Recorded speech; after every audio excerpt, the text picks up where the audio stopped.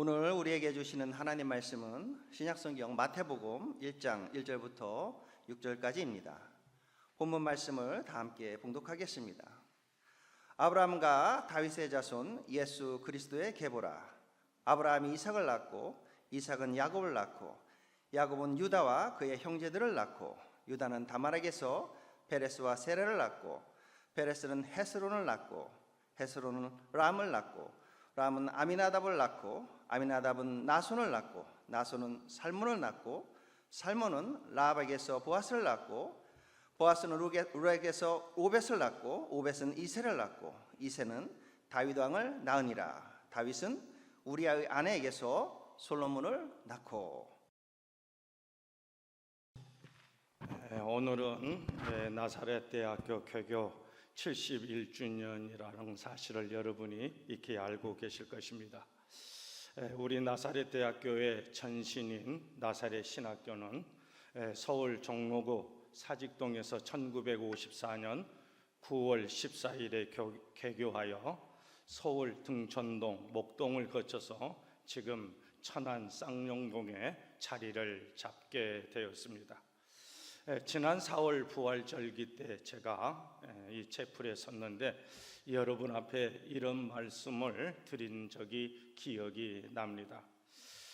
저희 목회자들 세계에 가끔 이런 말을 하곤 합니다. 서울에서 학교를 다닌 사람들을 가리켜서 서울대 학번이라고 그러고 지방 천안에서 학교를 다닌 사람을 가리켜서 지방대 학번이라고 합니다. 전혀 웃지를 않네. 제가 지방대 학번이겠습니까? 서울대 학번이겠습니까? 저는 서울 등촌동의 마지막 학번인 79 학번입니다. 그래서 좀 연식이 좀 됐습니다. 그래서 저는 서울대에서 입학해가지고 지방대 이 천안 캠퍼스에서 졸업을 하였습니다. 1980년도 이곳 쌍용동은 허허 벌판이었습니다. 35,000평 위에 세워진 건물이라고는 제가 알기로는 저 아래에 있는 브릿지가 아니라고 한 동밖에 없었습니다. 우리는 20대의 젊은 날에 이 신학교를 위해서 정말로 구석구석에서 기도하는 모습들이 떠오르게 됩니다. 이곳 쌍용동에서 45년이 지난 나사렛 대학교는 많은 발전과 교직원들의 헌신과 수고로 현재의 나사렛 대학교를 이루어 내셨습니다. 나사렛 대학교의 건학 이념은 하나님으로 시작된 대학교이며 영혼 구원과 목회자의 양성을 위한 학교임을 틀림이 없기에 오늘 이 자리에 계신 교직원들께서도 어쩌면 하나의 직장 생활이겠지만 학교 건학 이념에 따라서 부르심의 자리에서 그리스도께로 가는 길목에서 그 미션을 다해 주시기를 총회 감독으로서 여러분에게 부탁의 말씀을 올립니다. 사실 한 달 전에 교목실 정무성 목사님께서 저에게 전화해 주셔서 오늘 설교를 부탁을 받았는데 사실 제가 처음에는 거절을 했습니다. 왜냐하면 사실 학교 내려올 때 발걸음도 가벼워야 되고 마음도 좀 편해야 되는데 여전히 학교 생각하면 마음이 여의치 않고 불편한 일들이 너무 많아서 제가 설교를 거절을 했는데 우리 정 목사님께서 그래도 교단의 지도자이기 때문에 오셔서 설교를 하셔야 된다고 하기에 부득불 이 자리에 섰습니다. 사실 이 자리에 서면서 총회 감독으로서 나사렛 모든 구성원들에게 좀 여러 가지 마음에 있는 속 얘기를 좀 할까 그런 생각을 하다가 여기는 설교자로 왔기 때문에 바로 설교하는 것이 타당하겠다 해서 오늘 아침에 그냥 성경 이야기를 나누면서 여러분과 주님께서 주신 은혜를 받기를 소망합니다. 우리가 성경을 읽다 보면 족보에 대한 기록이 상세하게 쓰여진 것을 볼 수가 있습니다. 제가 예전에 신앙의 깊이가 없을 때는 아니 성경책이 산부인과도 아닌데 왜 이렇게 족보의 이야기를 하면서 누가 누구를 낳고 또 누가 누구를 낳는 기록에 무슨 의미가 있는지 몰라 어렸을 때부터 이 족보에 대한 성경은 제가 예수를 지금 66년 동안 믿고 66년 동안 교회 문화에서 살기 때문에 조금은 제가 좀 압니다. 그런데 성경 족보를 볼 때마다 너무 힘들고 불편하지만은 이렇게 목회 여정 40여 년을 달려오면서 족보가 우리에게 주는 영적인 의미가 너무 크다는 사실을 알게 되었습니다. 신약 성경에서의 예수님의 족보는 여러분 마태복음과 누가복음에 기록이 되어 있습니다. 마태복음의 족보는 소위 내려오는 족보인데 아브라함부터 다윗의 자손 예수 그리스도의 세계라. 다시 말하면 마태복음의 족보는 북의 중심의 족보로 이루어져 있습니다. 누가복음의 족보는 올라가는 족보입니다. 예수 그리스도로부터 시작해서 아브라함 그리고 아담 하나님까지 올라가는데 누가복음의 족보는 목의 중심의 족보로 이루어져 있습니다. 족보에 등장한 모든 인물들은 한결같이 여자의 후손인 예수 그리스도께로 가는 사람들이었습니다. 오늘 본문 마태복음 1장 족보에서도 많은 사람이 이름이 기록이 되어져 있는데 유난히도 우리의 시선을 끄는 사람의 이름들이 있습니다. 그것은 여인들의 이름입니다. 여러분도 잘 알고 계시죠? 교도소에는 남자들이 많고 예배당에는 여자들이 많이 있습니다. 그 당시 여인들의 실상이란 사람 숫자에 기록되지도 못하는 현실이었습니다. 그럼에도 불구하고 예수 그리스도에게로 가는 그 길목의 역사적인 족보로 다말, 라하, 룻, 바세바, 마리아 이 5명의 이름이 당당히 기록이 되어져 있다는 것이 정말 그 시대의 문화의 정사의 파격적인 일이었습니다. 사실 5명의 여자들은 결코 자랑할 만한 사람들이 아닙니다. 문제가 많고 약점이 있는 사람, 드러내기보다는 감추고 싶은 인생들이었습니다. 그런데도 성경은 예수 그리스도의 탄생을 설명하면서 이 5명의 여인들의 이름을 기록하였다는 사실입니다. 그렇다면 이 5명의 여성은 어떤 사람들이었습니까? 첫째, 이 다말은 창세기 38장에 시아버지 유다와 동침한 며느리였던 사람이 다말이었습니다. 이 창세기 38장은 제가 언젠가 몇 해 전에 우리 교회에서 설교할 때에 제목을 붙이기를 찢어버리고 싶은 페이지라는 제목을 가지고 설교했던 적이 있습니다. 어떻게 시아버지하고 시어머니하고 동침을 하게 됩니까? 그것이 바로 다말입니다. 두 번째 인물은 여호수아의 2장에 바로 나합인데 이 나합의 여성은 여리고 성의 기생 출신이었습니다. 그러나 가난한 정탐꾼을 받아들이고 목숨을 보호해 주었던 여인이었고, 세 번째 이 룻은 이방 여인이었으며 가부였습니다. 여러분, 룻은 모압 여성이었는데 그 당시 모압 백성은 뭐냐면 저주받은 인생이었다고 신명기 23장 3절에 모압 사람은 여호와의 총회에 들어오지 못하리라고 기록을 하고 있습니다. 오늘 여기서 아침에 잠깐 생각해 볼 것은 뭐냐면 룻의 이야기가 나왔으니 제가 조금 더 성경을 더 깊이 들어가 보도록 하겠습니다. 여러분, 성경의 첫 번째 책은 바로 창세기 제네시스입니다. 인간의 문제가 어디서부터 출발했느냐? 바로 죄의 문제가 창세기의 문제입니다.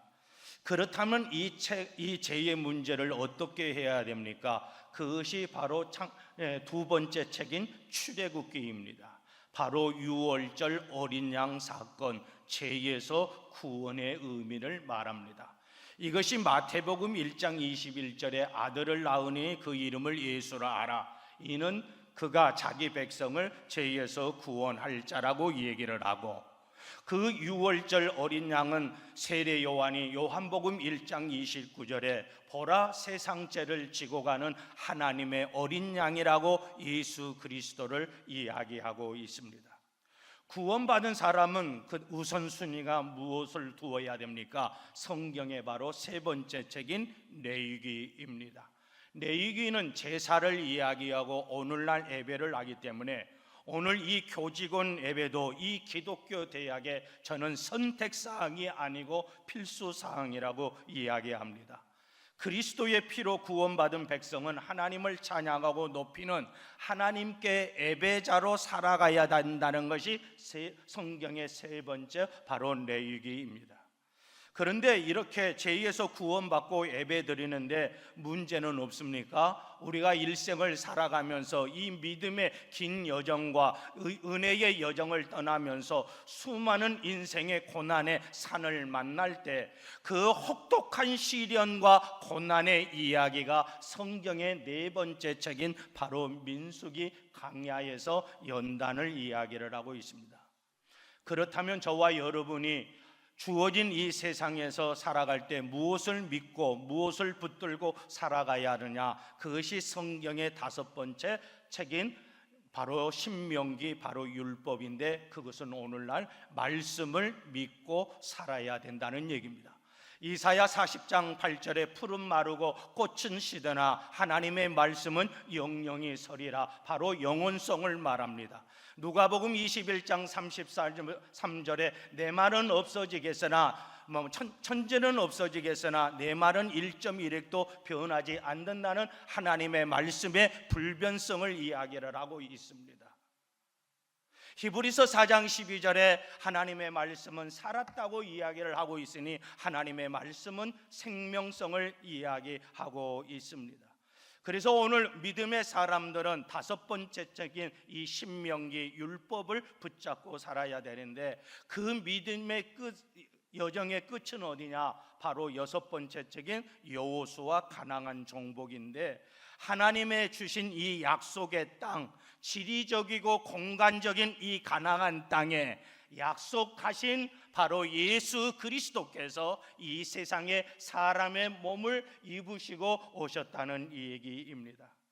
그래서 우리 예수 그리스도는 언제나 하나님의 약속의 이 메시아 그리스도를 붙들고 믿음의 주요 온전케 하신 이인 예수 그리스도를 바라보고 살아가야 되는데 우리가 이 땅에 머물면서 잘 안 됩니다. 그것이 성경의 일곱 번째 바로 사사기인데 사사기가 바로 네 가지 사이클 속에 들어가는데 죄를 짓고 하나님을 떠나고 우상 숭배할 때 블레셋이나 미디안을 통해서 고난과 고통과 시련이 주어질 때 바로 이스라엘 백성들이 하나님께 부르짖어서 구원자, 지도자, 사사를 보냅니다.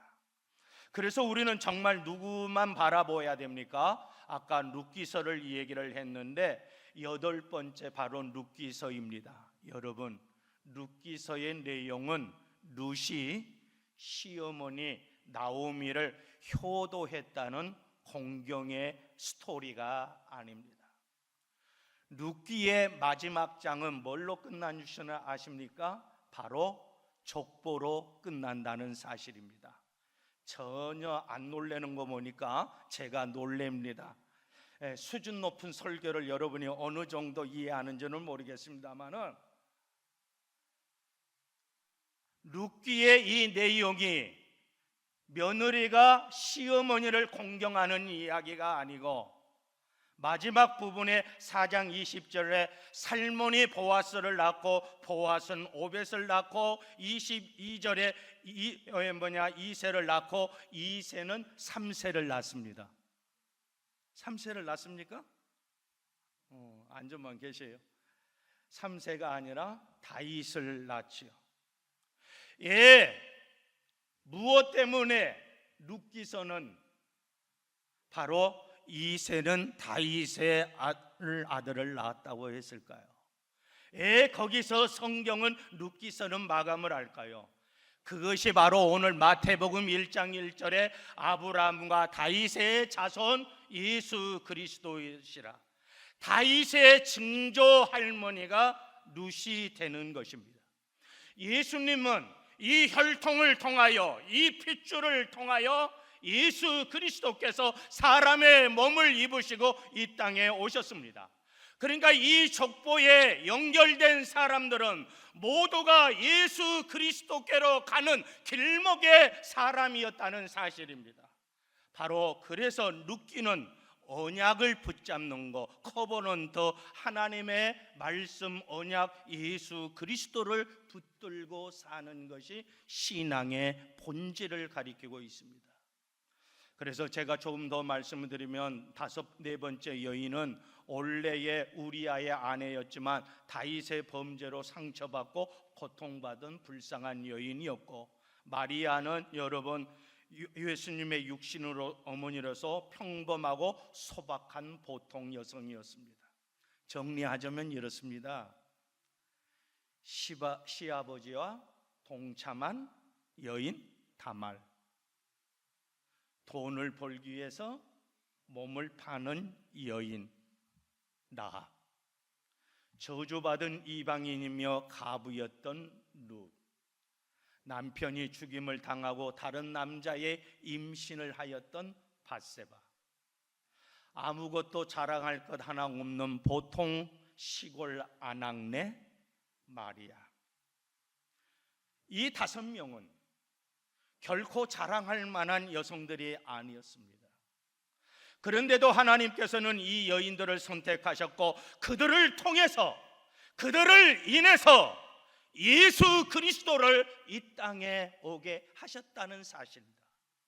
이 여인들이 보잘것없고 별품없고 구속진 인생이고 변두리 인생이고 삼류 인생이고 구겨진 인생이고 쭈그러진 인생이었지만 하나님이 그 인생들을 통하여 예수 그리스도께로 가는 길목에 이 여인들을, 이 사람들을 사랑하시고 하나님께 쓰임받는 통로로, 도구로 사용하셨다는 사실입니다. 이것이 기독교의 위대함과 탁월성입니다. 세상의 논리, 세상의 잣대, 세상의 기준으로 보면 당연히 잘난 사람, 똑똑한 사람, 힘 있는 사람, 배경 있는 사람들이 이 세상 주연 배우로 활동해야 된다고 생각할지 모르나, 하나님의 무대에서는 이렇게 상처와 문제, 연약함, 부족함이 많이 있을지라도 하나님께서 우리 나사렛 대학교를 자비와 긍휼히 여기시고 선택하시면 우리는 주님의 쓰임받는 통로가 되고 도구가 될 줄로 믿습니다. 나사렛 대학교가 고비고비마다 잘 넘겨오셨잖아요. 교직원 여러분들이 여기에서 헌신하고 수고하셔서 오늘의 나사렛 대학교를 여기까지 이끌어 오신 분이 여러분입니다. 그러므로 앞으로도 이 나사렛 대학교를 주인 의식을 가지고 잘 섬겨주는 교직원들이 되기를 주의 이름으로 부탁을 드립니다. 제가 밖에서 듣기로는 그러더라고요. 흔히 나사렛 대학교가 주인이 없다고 그러더라고요. 제가 총회 감독이니까 제가 구단주입니다. 구단주가 단장하고 감독을 파견했습니다. 총회가 주인이죠.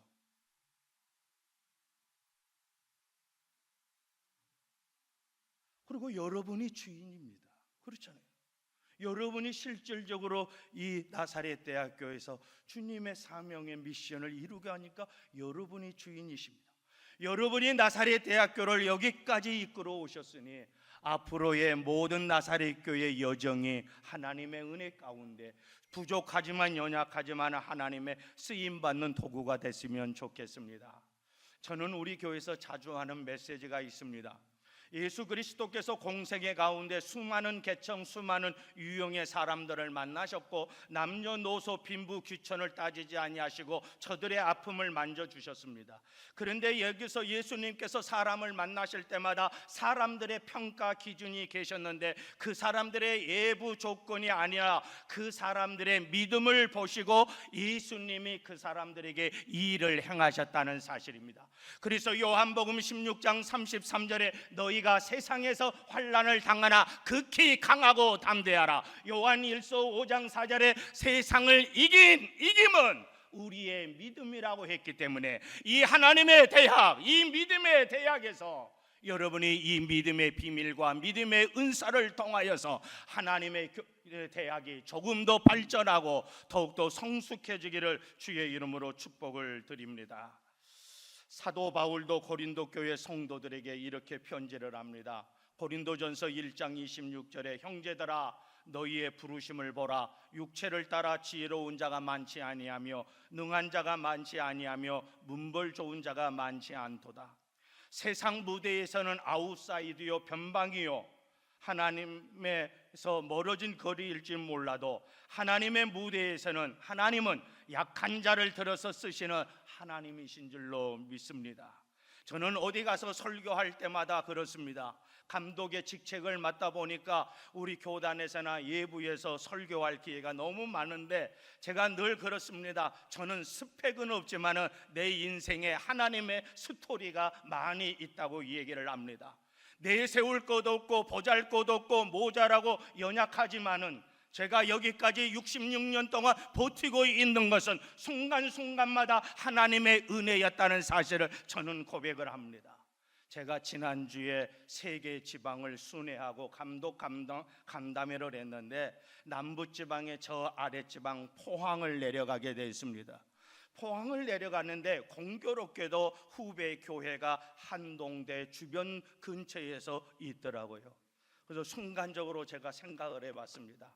이야, 이 경상북도 시골 땅, 이 구석진 곳, 이 한동대에서도 하나님의 대학이라고 하고 믿음의 대학이라고 그 산골짜기에서도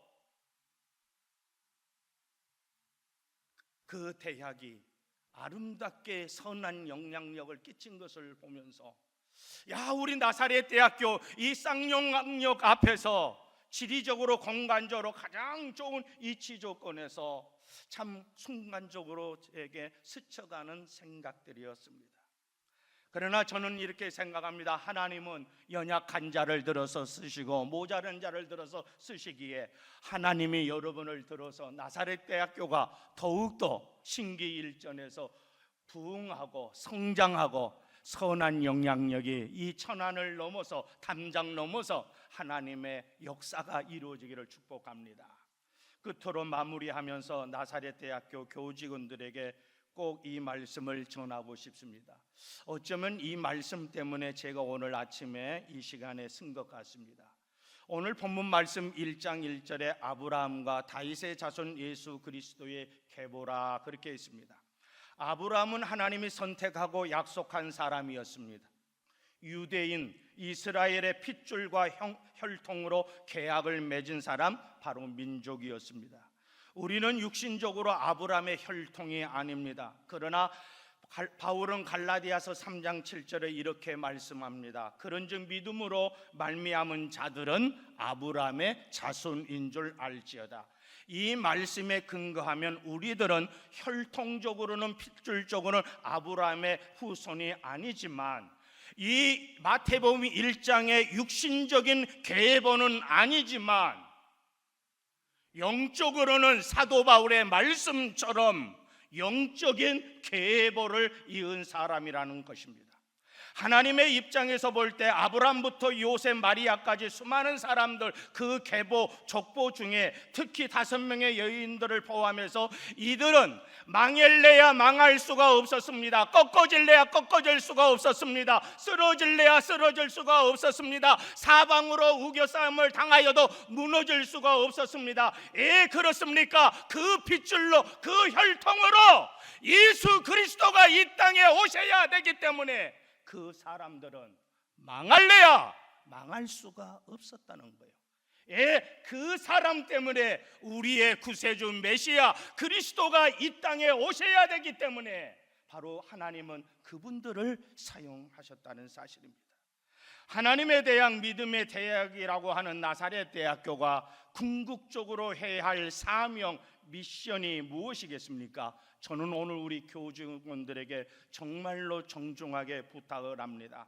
예수 그리스도의 족보를 영적으로 이어가시기를 바랍니다.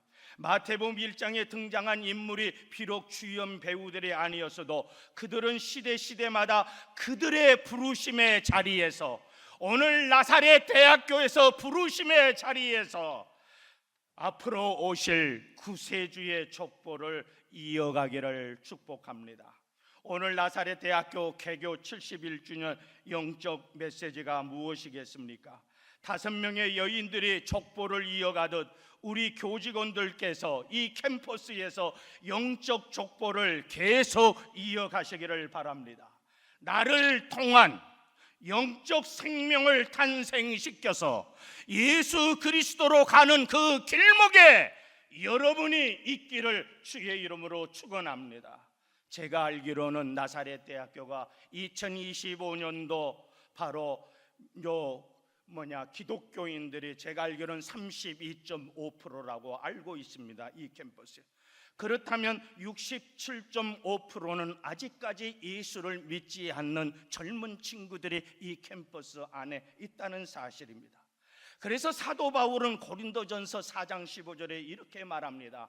그리스도 안에서 내가 복음으로서 내가 너희를 낳았느니라. 꼭 이야기를 하고 있는 겁니다. 물론 여러분이 여기가 직장생활이고 경제활동이고 사회활동이지만은 하나님의 대학으로 여기에 부르심을 받다면은 그 젊은 친구들에게 예수 그리스도께로 가는 한 생명을 붙잡고 기도하고 복음 제시를 하고 3분 메시지나 5분 메시지나 10분 메시지나 50분 메시지를 붙들고 그 젊은 영혼들에게 예수가 그리스도라는 사실을 증거해서 여러분이 예수 그리스도께로 가는 길목에 쓰임받는 하나님의 사람들이 되기를 주의 이름으로 축복합니다. 기도하겠습니다.